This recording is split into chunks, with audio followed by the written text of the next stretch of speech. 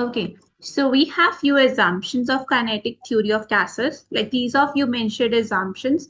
I hope you know the meaning of theory. Theory means there is no, literal proof. What they're saying, they are kind of merely observations or whatever is going in the respective scientist's brain.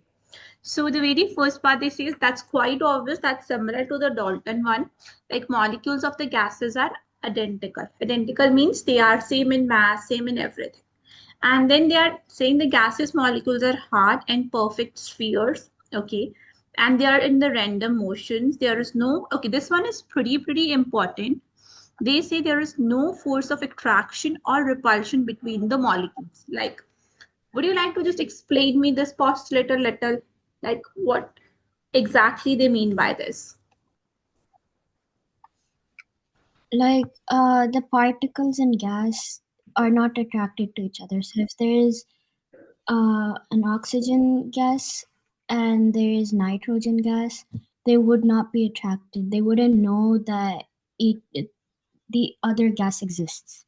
Perfect. Yes. Perfect. Really nice. And then there is no external force, maybe gravity or stuff, but they do follow the Newtonian laws. And this one is again pretty important, which says the volume of the molecule is negligible compared to the volume of the container. Like containers volume means like, how you put one gas molecule in an entire room. So it actually makes no sense, like that molecule won't be able to occupy any space. Imagine you put some bed or, some couch in a room that's going to occupy the space, but a gas molecule, no space. So we consider this, like this was an observation again. And then we have the last, like about the collisions. They are perfectly elastic. And you have already explained me the meaning of elastic. Elastic means kinetic energy is conserved. Basically, kinetic energy is constant. Mm-hmm. Correct? Yeah. Perfect. And then now the thing is, so this was an ideal case. Ideal means, whenever we try to propose something, we always deal with the ideal cases. So this was like an ideal theory. And this is, also known as ideal gas theory as well. And then what happened? Once this theory was proposed, we needed to apply it to the real life. So real life, we have certain deviations from the kinetic gas theory. Like ideal theory, we're going to deviate it and we're going to apply that concept to the natural life, like to our actual life. So let's Yeah. talk about the first one, like the one that I have circled. There are no forces of attraction between the molecules. Imagine if the gases aren't, aware of each other's independent like existence, or they aren't attracting each other. So what's the case? So the case is, if this is one gas molecule and this is one other gas molecule, you know that we can liquefy a gas. Yeah. Can we? Correct. So what we actually do in liquefaction, what do you think? How I can liquefy a gas? Increase the temperature. I guess decrease the temperature. Yeah, increase. No, decrease the temperature. Then only you can, solidify it. Liquefaction. How you Yes, can yes. convert? Yeah. And So I yeah. need, perfect. So I need to decrease the temperature. That's the first part. And if I'm decreasing the temperature, that means the gaseous particles are now coming closer to each other. Correct? Yeah. Like closer and closer. So if the gas particles are coming closer, means if something is coming closer, what it means? Attractions, there are some attractions between them, then only they are coming closer. Yes. Correct? If there isn't attraction, so how they wanna, they're gonna come closer. So Mm-hmm. basically, if this is a gas, and if I, try to liquefy it, liquefy ultimately means there are some attractions between them. Correct? Mm-hmm. Yeah.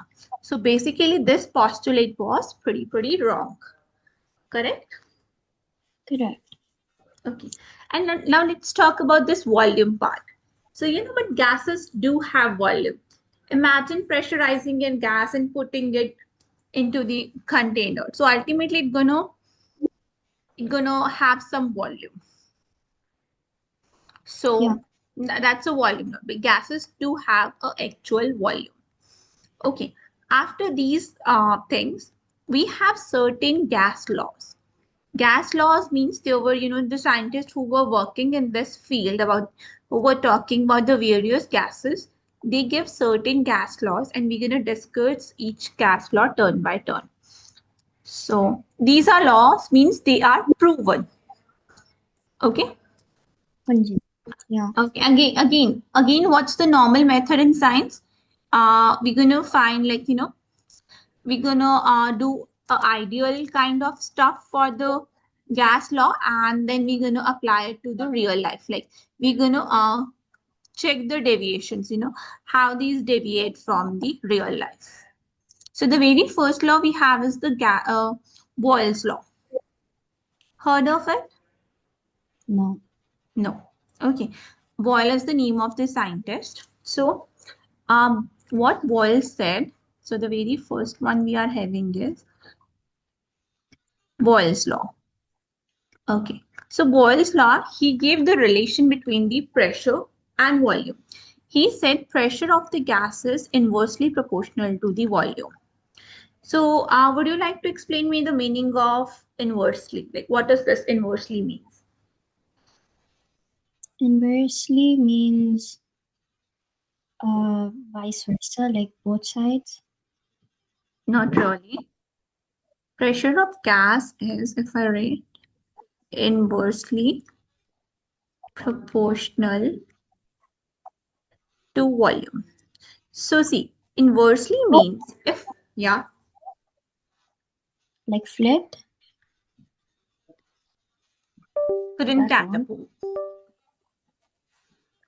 Like, if one thing is increasing, yeah, vice versa, a kind of vice versa, but in opposite manner, counter manner. If one is increasing, the other is going to decrease. So this means if you increase the Oh, pressure of a gas, the volume is going to decrease. That's a vice okay. versa, or counter manner, like vice versa, but in a counter manner. Okay. Okay. So Boyle's law states basically, if you increase the pressure of the gas, and one more thing, like there are two parts. Here it's inversely proportional to the volume, but constant temperature. You can't change the temperature. Temperature should be constant. Suppose you fix the temperature, then you try increasing the pressure of the gas. The volume of the gas would automatically decrease. Oh, okay. Okay. So inverse, Okay. there are generally two proportionalities. The two proportionalities are, one is inversely proportional and the other one is directly proportional. Inverse means, inverse means if one side increases, the other automatically decreases. The other decreases. That's inversely.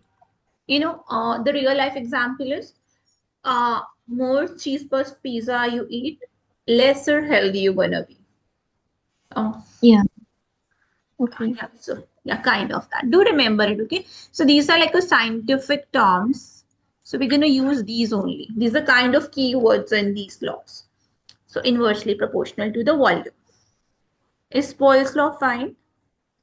Yeah. Okay, so next we have the graphical representation. First, we're gonna, describe it graphically. After describing graphically, we're gonna drive the mathematical stuff regarding it. Okay, so I'm gonna paste the graph. Do you know y is equal to mx, straight line graph? So we're gonna follow that. So Oh, let's do it. Okay, so this is the graph. So this is my Boyle's relation. I have the volume on the one side and pressure on the other side. The volume is in meter cube and pressure is in pascals. Can you tell me why they specifically chose these units? Why did they, chose volume in meter cube and pressure in pascal only? it's their SI unit. Perfect. They both are their SI units. And the one thing about this graph is T should be constant. Okay, so if you see, if we talk about any point here, let's talk about this. Let's compare this point and this point. At this point, this is my A point. At A point, the volume is highest and the pressure is the lowest, correct? Mm-hmm. And at B point, the volume is lowest and pressure is slightly more than the A point. So they are kind of inverse relations. Correct? Yes. Okay, so let's try to, drive it now. So we said P is inversely proportional to volume. So we can't use proportionality in the normal life. We have to convert it into an equal to equation. And how to convert it? Like how we remove proportionalities by remove proportionality. This is the sign by introducing a constant. Okay, so we can introduce a constant. So Okay. it's basically P is equal to K times 1 by V. What is K? K is basically constant for proportionality. Okay, it could be any number. So is it fine? Yeah. Okay, so after that, this is the first thing. Sometimes they can ask you. And the other part is we have the other relation which says for like a system, the relation is P1 V1 equal to P2 V2. This is my Boyle's law. This is really important. Do note it. A lot of numerical is going to come from this chapter or this formula. So Okay. what is P1? P1 is my initial pressure of the system, and Mm-hmm. and V1 gonna be my initial volume of the system, initial volume, and then P2 is gonna be my final pressure. And what is V2? Yes, Yadvi. What's gonna be V2? V2 will be a final volume. Correct. And just one more thing, all needs to be in the same units. If the pressure P1 is in Pascal, P2 should be in Pascal. If V1 is in meter cube, the V2 should be in meters cube. Okay. So this is my actual Boyle's law. Okay, Wait, can I write this? sure, do write it. Should I decrease the page size if you? No, nothing is there, I guess. No, no, no. Okay, it's okay, okay.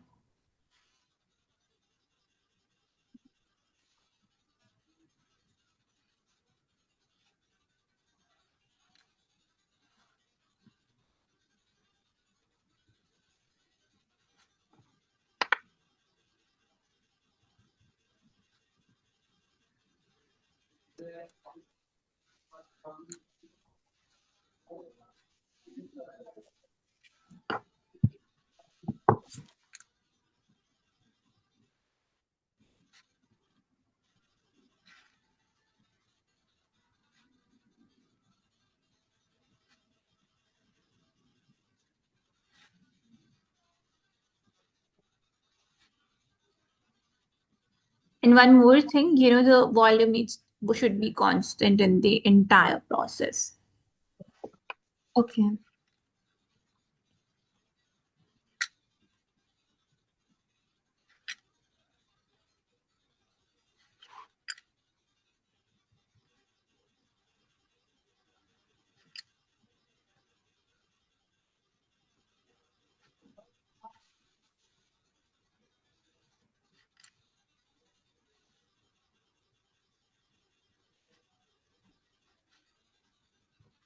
Okay. Done.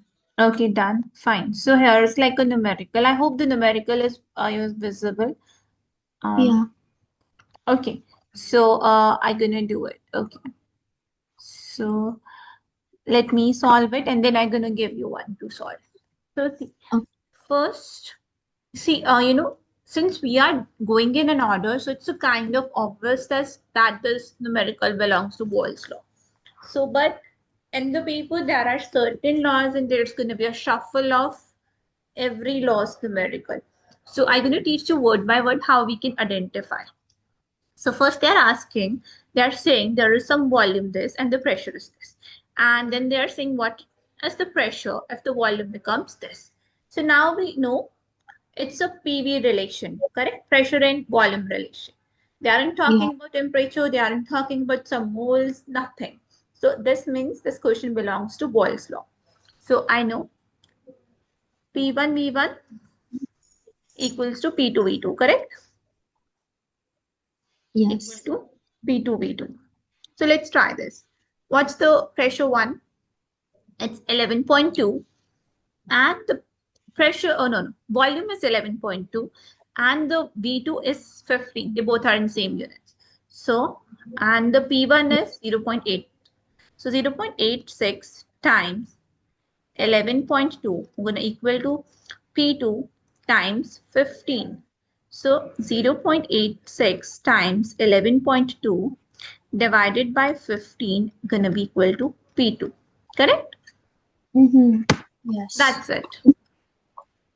Yeah, so that's all, okay. And we can solve it. Any doubt? No. Okay. That is 0.64. Okay. And what's gonna be the unit? 0.64? Uh, Pascal? No. No, no. Check here, what's the unit of pressure in this question? ATM. ATM, yeah, that's atmosphere. So Oh, it's gonna be ATM only. okay. Okay. Yeah. Okay, so I have, shared a question in the chat box. See if works. Think and Okay.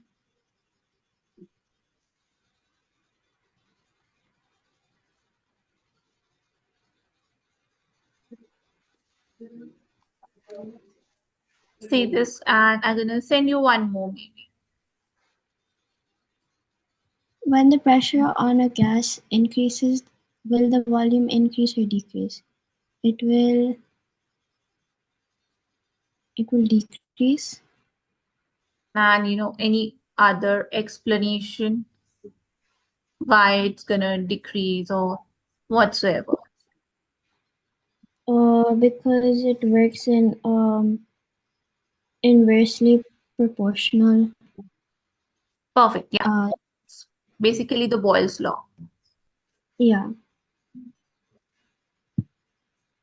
Perfect. Yeah. So it's Boyle's. Okay, gonna share one more. This please. Okay.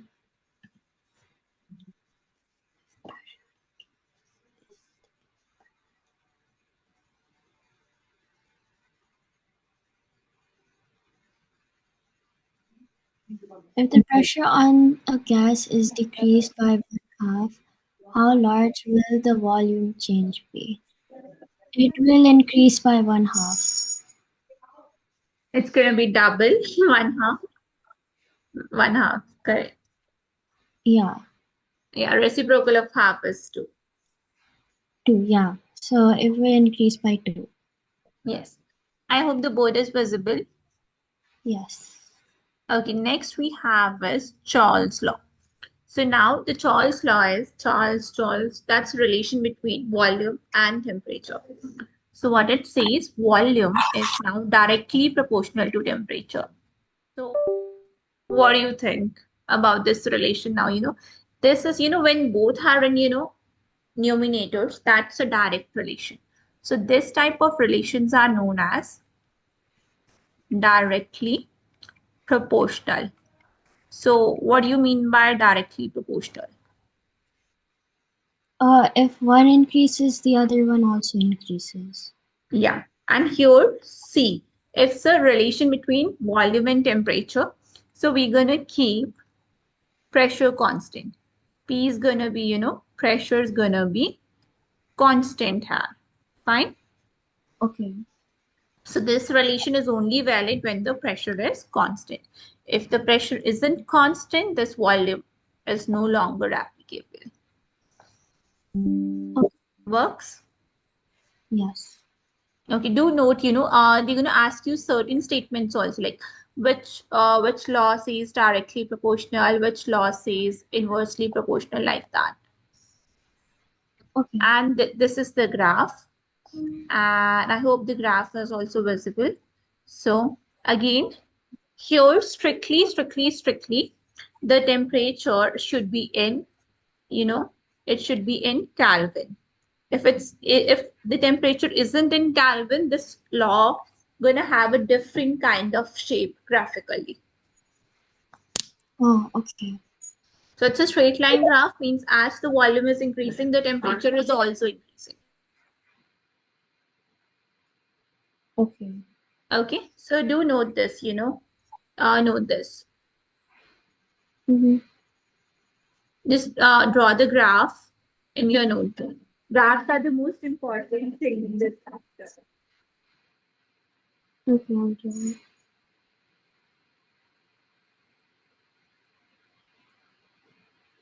Just let me know when you are done writing. Sure.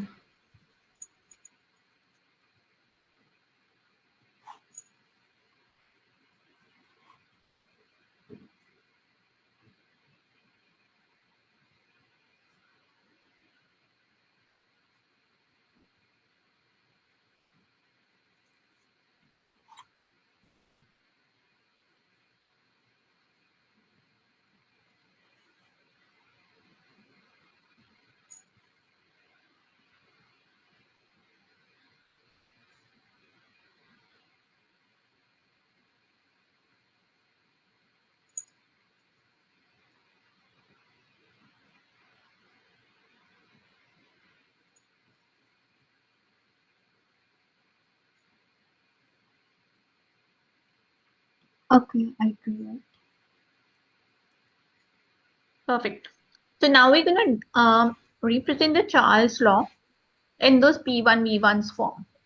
So can you try, maybe arranging it? So let's try to first remove the directly proportional sign. This was it. So it's gonna be V is equal to KT. Now tell me, what is K? K should be any number. Constant. Yeah, number, basically a constant. Perfect. And then finally, I'm gonna drive the relation which is gonna be constant. This is my constant. That's gonna be V1 divided by T1 equal to V2 by T2. Correct? Oh, okay. Yeah, this is the relation, and I hope you know the meanings. Now, V1 is my initial volume, V2 is my final volume, T1 is my initial temperature, and T2 is my final temperature. Mm-hmm. Okay, and here the thing is basically the temperature. Temperature should be, strictly in Kelvins. If the temperature isn't in Kelvin, this relation is not applicable. Okay. Okay, so you want to note anything or should I move further? I wrote it. Wrote it? Yeah. Okay, perfect. And yeah, so the next part is the now see, in the Boyle's law, we kept the temperature constant. Then in Charles' law, we kept the pressure constant. Now the next law I have is Gay-Lussac's law. So Gay-Lussac's law, can you, drive it? Can you think how this law is gonna work? Gay-Lussac's law. So, try to understand the chronology in heart, like in the balls, pressure and volume was there and T was constant. And then in the Charles, volume and temperature was there and pressure was constant. So what should be in Gay-Lussac's law? What should be constant and what two things gonna have relation have? Think. Um.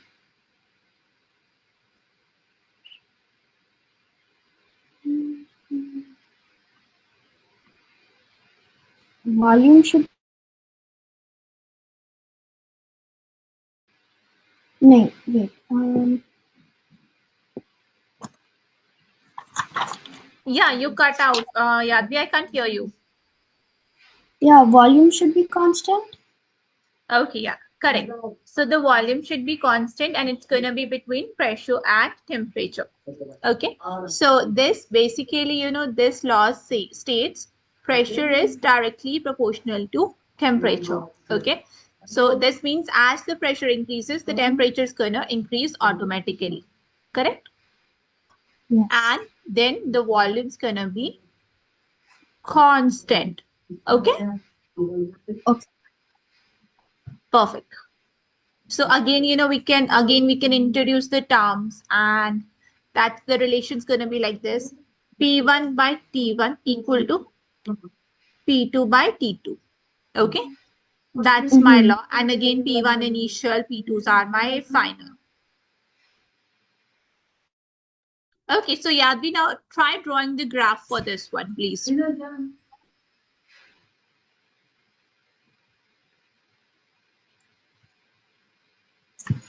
Try to draw the graph for this, please. Okay.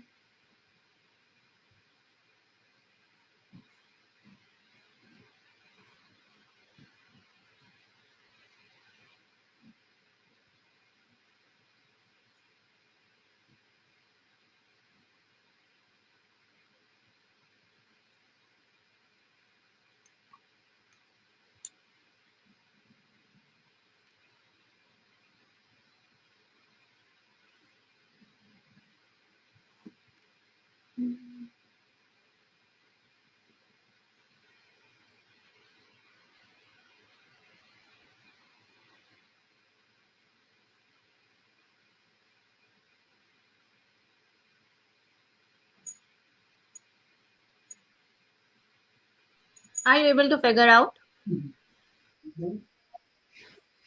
Yeah. It will be like Child's law graph. Perfect. Now it's gonna be a straight line. And what should be, the SI units for pressure and temperature? Temperature SI unit is Kelvin, Hmm. Correct. atmosphere, No, it's APM. no. Pressure should be in pascals and temperature should be in Kelvin. Okay.